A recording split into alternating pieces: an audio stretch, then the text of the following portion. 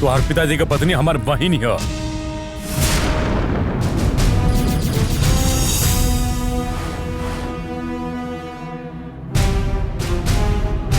अरे बाप रे।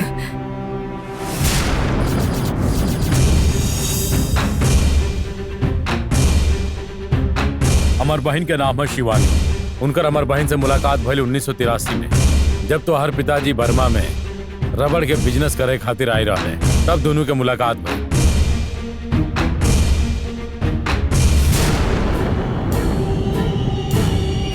वो एक दूसरे का पसंद करते रहे, फिर दोनों शादी कर ले। वो दोनों बहुत खुश रहे, लेकिन कुछ दिन के बाद उनका एगो मालती नाम के बेटी भई।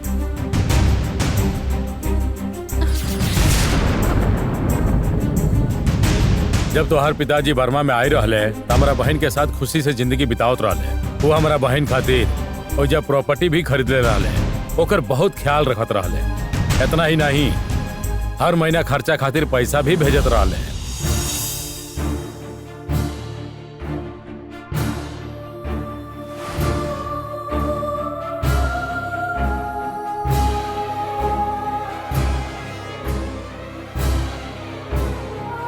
पिछला कुछ महीना से एक भी पैसा वो ना भेजले और काफी समय तक उनके फोन भी ना आये। ऐसा का भइल पूछताछ करे खातिर बर्मा से यहाँ आयल बानी हो, और यहाँ आगे पता चलल कि वो दुनिया में नहीं खा। अपन पति जिंदा नहीं खे। ये बात जानला के बाद अगर दोनों के रिश्ता के बारे में बाहर पता चलल था, उनके रिश्ता पे कलंक लग जाई। यही से हमारे बहन दोनों के रिश्ता छुपावे लगी। लेकिन हमरा कई बात के छुपावल पसंद नहीं खे। यही खातिर मैं अपना बहन के यहाँ जबरदस्ती लेके आयल बानी। वो हमार जिद खातिर यहाँ तक तो आ गई, लेकिन घर में आवे खातिर एजा हिम्मत नहीं खे। यही से कार में बाहर बैठल भी है। अगर आप ओकरा के जाके बुलाए तू जरूर आई।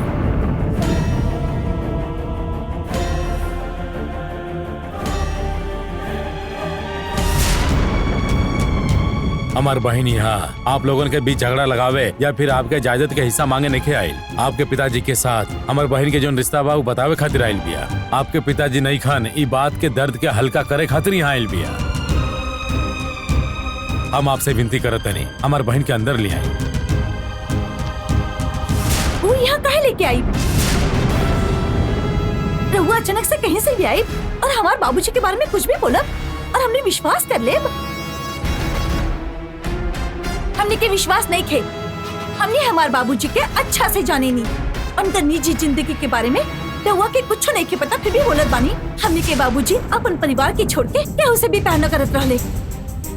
बिजनेस छोड़ के क्या दूसरी चीज के बारे में सोचे खातिर उनकरा पास वक्त ही न रहल।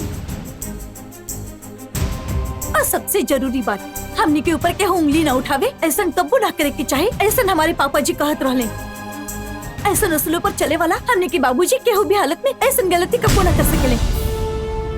उनकरा जिंदगी में हमनी के सिवाय कोनो और दूसरा ना हो सकेले। हम ऐसा अचानक आके आपके बताए तो आप विश्वास ना करा भी हम जानता नहीं। यही खातिर हम अपना साथ सबूत लेके आए बानी।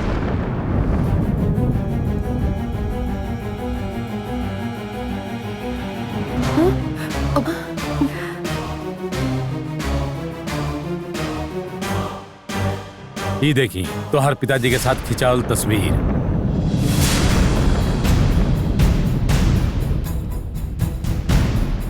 अरे जब तू छोट रहला था हमार बहन तो के देखल चाहत रही, तब तो हर पिताजी ये तस्वीर के भेजले।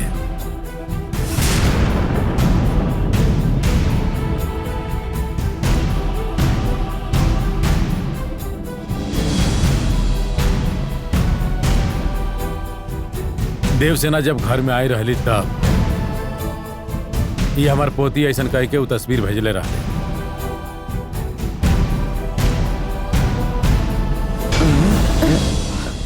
दाम के दा। ये आपके और गंगा के शादी भइल तब के खींचल तस्वीर।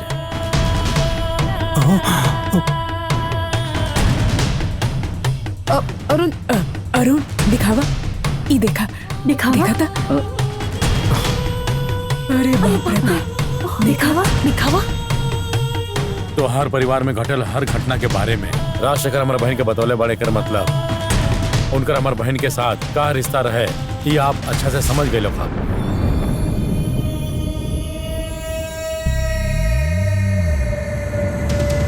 इतना ही नहीं, उस समय तो फोन करे के सुविधा भी ना रहे। तब तो पिताजी बहुत सारा खत लिख ले रहा, वही में से वो खत लेके आयल बानी। देखा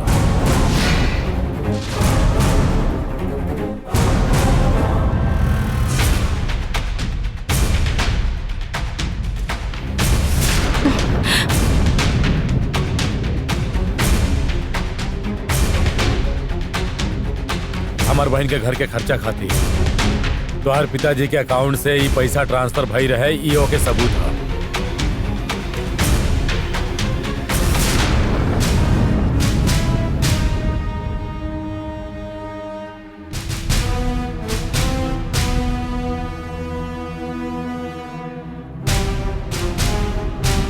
अपना रिश्ता के बारे में सबके सबूत दिखाओगे पड़ी। दीदी का हमारा बिल्कुल पसंद ना रहा, लेकिन हम अपने दीदी के बतौले हम ही सब कुछ लेके आयल बनी। अब तो आप लोगों के विश्वास हो गई।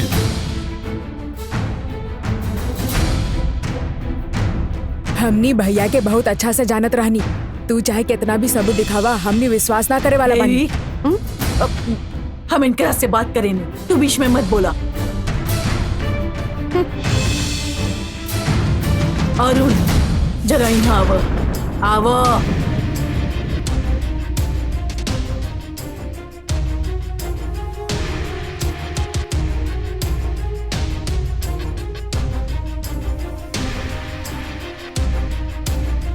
राजशेखर बर्मा में एगो लड़की के पसंद करत रहे, ई बात सच बा। ओकरा के वो हर महीना पैसा भी भेजत रहल, ई बात भी हम जानत बानी। ओकरा साथे खींचल फोटो वो हमके दिखौले रहलस, पर अब कहाँ रखले बानी हम भूल गए। जेकरा साथे ओकर रिश्ता रहल, ओकरा के ढूंढत यहाँ आ गइल बाड़ी। ओकरा पर नाराज भइल ठीक ना होगी। तू जाके ओकरा के अंदर ले आवा। ना दीदी, ई बात के हमनी नजरअंदाज ना करब। एकरा शुरू होखे से पहले रोके के होगी। अगर ये बात बढ़ल तब मुसीबत खड़ा हो जाए। हाँ दीदी बिल्कुल सही कहा तारी दीदी। राजशेखर के जाए के दुख जितना हमने के भइल बा, उतना ही शिवानी के भी भइल रहे। ये बात ध्यान में रख के बोला। अरुण जाके ओकरा के लिए आवा। अरे ई का कहा दीदी रवा भी।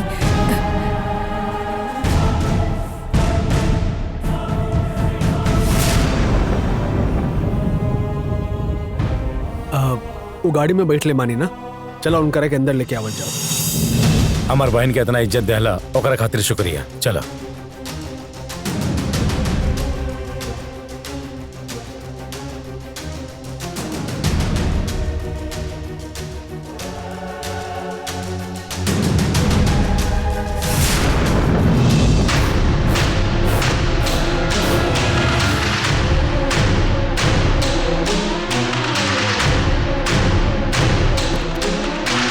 दीदी,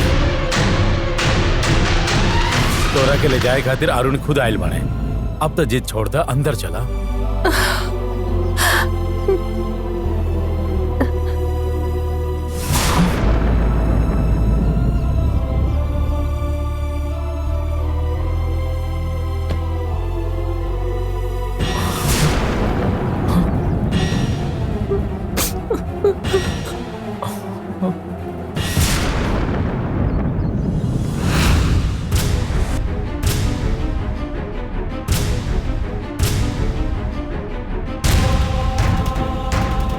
रउआ के बानी मैडम? हमारे पापा के खोजते हुए रउआ ऑफिस में आयल रहनी। हम रउआ से पूछा था, बताइए रउआ के बानी? लेकिन आपके हैं? रउआ ऑफिस में भी आयल रहनी। सिर्फ ऑफिस में ही नहीं, गार्डन में मिले वाला हमार दीदी ही रहली।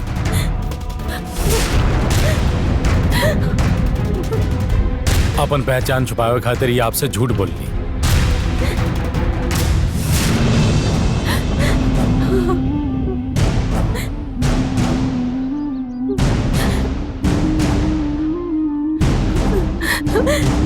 पिताजी अचानक कैसे कैसे चल गई ले बेटा। जब आखिरी बार हमके मिलल रहने तो तोरा क्या तोहर बेटी के एक घर में लेके आई है ऐसा कहले रहले। अब तो वो खुद ही चल गई ले। आज उनका खाती हमके यहाँ आवे पड़ल। रवा कितना भी रोली लेकिन पिताजी वापस ना आए हैं। अब पिताजी की तस्वीर की श्रद्धांजलि अर्पण करता नहीं। रवा भी आके श्रद्धांजलि दे दी। आई अंदर आई।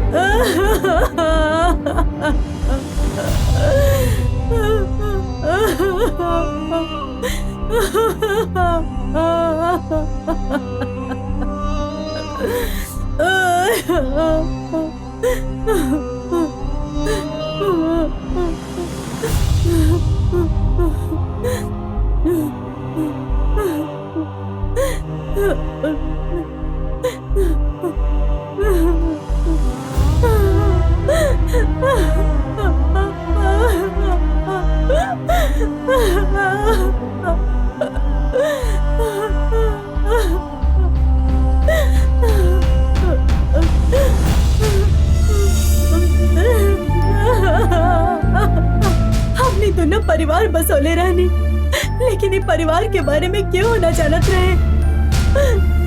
हमार जज्बात के इज्जत कैला तू और यहाँ श्रद्धांजलि देवे खातिर हमके खुद अंदर लेके आईला।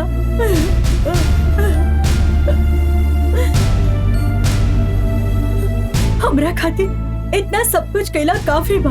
हमरा वजह से कोनो भी तकलीफ ना होके के चाहिए। हम जैसे हमेशा राहत रहनी अब भी वैसा ही रहा। हम सबसे दूर रहा, जहाँ रहनी वही रहा।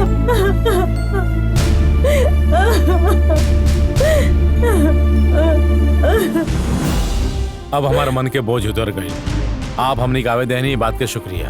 अब हम चलते हैं।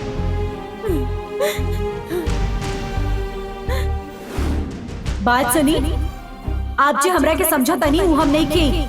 और इतना ही ना, जना राजशेखर के बारे में बात करता नहीं वो के है हमके पता ही नहीं थे।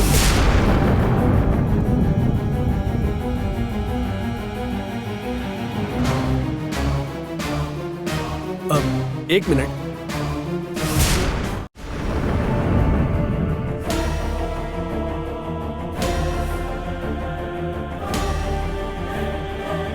अब एक मिनट।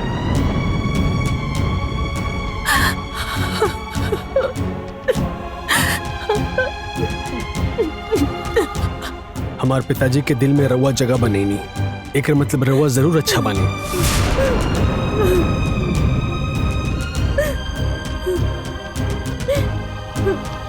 हमारे पिताजी जिंदा नहीं खे। ये बात जानने के बाद उनकरे संगे जो रिश्ता रहे ये बात छुपाए के रवा कोशिश करनी। यही से हम राहुल दिल से इज्जत करेंगे।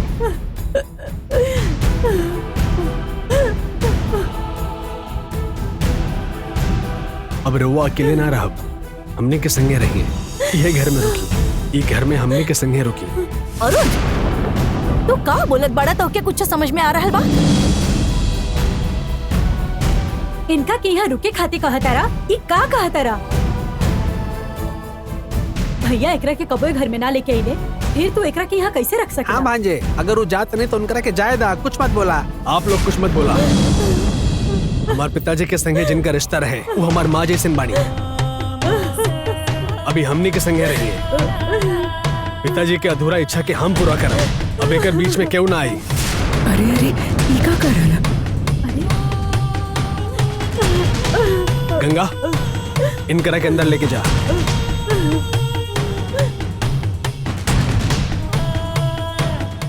जा, लेके जा अंदर।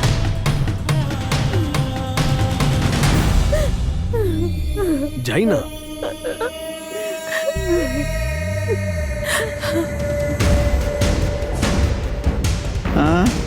ये का हो रहा? चले हटा।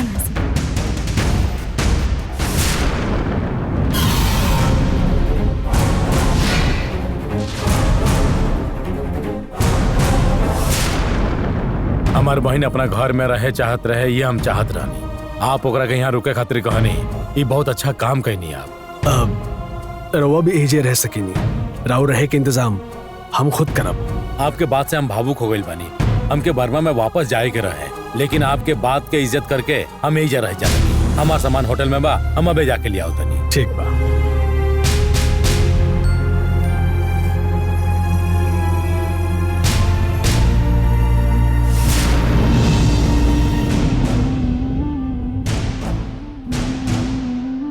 हमार बहन आपके पत्नी बे, बात के आप छुपा के रखले रहनी, यही से हम आपके आज तक जीजा जी ना कहनी। आज आपके परिवार इस रिश्ता के स्वीकार कर लेला है। अब हम पूरा दिल से आपके जीजा जी कह सकेले। बहुत बहुत शुक्रिया जीजा जी।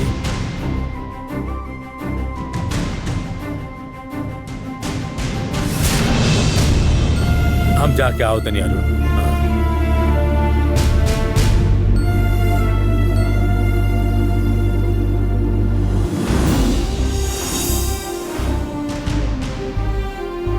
खाली पार्वतीपुरम में ही पापा के किस्सा के बारे में सुन ले रानी, लेकिन अब बर्मा में भी वो जोन कैले रहे सबके सामने आ गई। रवा के जोन चाहत रहे वो हम सब कहनी पापा। रवा जहां भी बानी, राउर आत्मा की शांति मिले।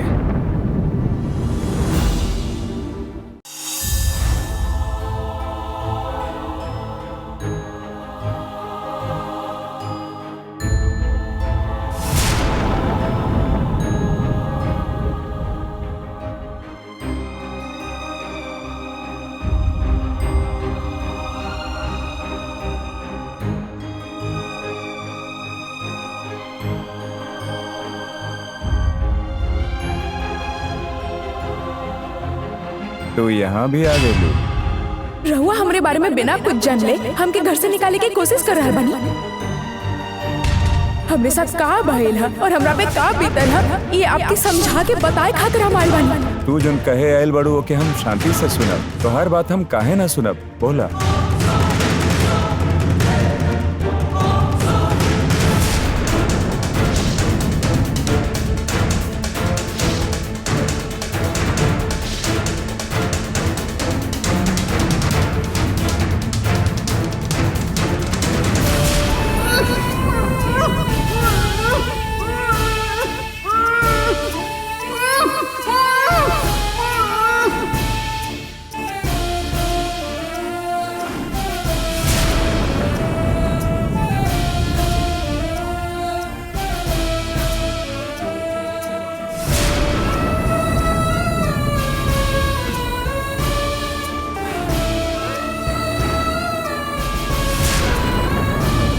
जे हमके मर ले रहे उहे परिवार के रहले, यही से हम उनके माफ कर देनी।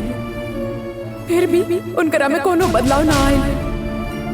अब जायदाद खातिर वो अरुण और गंगा के भी मारे की कोशिश कर रहे बड़े। हम बहुत बार उनके समझाए की कोशिश करेंगे, बट हमारी बात ही ना माने ले। हम और ज्यादा बर्दाश्त ना कर सकेंगे, यही से धर्मराज के हम मार देंगे। हम धर्मराज के मारने, यही से मूर्ति हमसे बदला लेवे चाहता। अरुण और देवसेना के मार के वो बदला ली, ऐसा नु हमसे कहलस। और जैसन कहले रहे, देवसेना के मारे के बहुत बार कोशिश कैलस। मूर्ति के हाथ में कौनो बाबा के नाम के ताबीज बंधल है, यही से हम ओकरा मार ना सकते। देवसेना के अगर हमके ओकर कब्जा से बचाए के हम, तो हमके ओकरा मारे के ही होगी। हम ओकर मरे के इंतजार कर रहल बानी। रहुआ जल्दबाजी में कोनो भी गलत फैसला लेके देवसेना की जान के खतरा हो गया, ऐसा कुछ मत करी। तोहर तकलीफ समझा तानी, मूर्ति के गलत व्यवहार के वजह से तू ओकरा के मारल चाहताड़ो, ये भी सही नहीं खे। ईश्वर जगरा के जन्म दिले बानी, ओकरा मारे के केहू के अधिकार ना है। मूर्ति देवसेना के मारे की कोशिश कर रहा है, ये बात सही है का फादर? गलत है। फिर ओकर गलतियन की सजा ओकरा ना मिले के चाहिए। ओकरे गलती का सजा ईश्वर दी है। हमार बेटी मुसीबत में भी आ, ये हमरा पता होखत हुए भी हम ऐसे चुप कैसे रह सके, नहीं बताई। तू घर में रहता वे लिए तोहरा के पता चलता ना, तू वहाँ पे मत रह। देवसेना के कुछ ना होई ओकर हम जिम्मेदारी लेता नहीं। रउआ ईश्वर के सेवा करे वाला सेवक बनी, रउआ वो मूर्ति के कुछ ना बिगाड़ सकेनी। मूर्ति के खिलाफ गैला पर ही कराल होई ऐसन बात नहीं खे, पर भरोसा होखी तो सब कुछ सही होखी। हम केहू पे भरोसा ना कर सकेनी। तू भरोसा मत करा, लेकिन तू वहाँ ना रह सकेलू। वो हमार ससुराल है। जब तक वो घर के सारा परेशानी खत्म ना हो जाए और सब लोग खुश ना हो जाए, हम तब तक वहीं जा रहा। हम तोहरा के वहाँ ना रहे दे। तू वहाँ से चल जेबू तो हम तोहरा के मोक्ष जरूर दिलवा दे।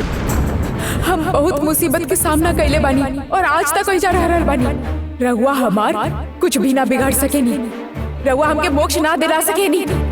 हम एक बार तय कर ले बानी तो तोके वहाँ ना रहे दे। रहुआ के जे करे के हकारी कर